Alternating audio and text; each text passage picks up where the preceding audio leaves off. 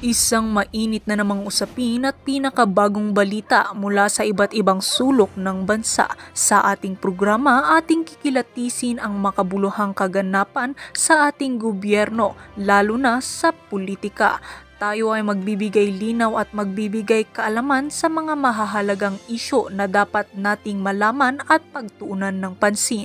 Ito ay magbibigay linaw sa ating mga kaisipan upang maging wais sa pagboto sa mga susunod pang mga eleksyon. Kalagayan nga ni Presidenteng Kuting ng Norte Jr.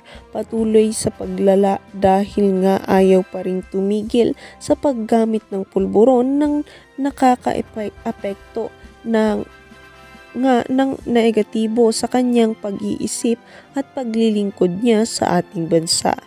Ito naman ang ginawang opportunity ng kanyang asawa na si unang ginang na si Liza Satanas at pati na rin itong Speaker of Crocs Tambaloslos sa Romualdez na kontroli ng ating bansa dahil nga hindi maayos ni Kuting ang kanyang pag-iisip dahil sa epekto ng mga singhot ng pagsinghot niya ng pulburon.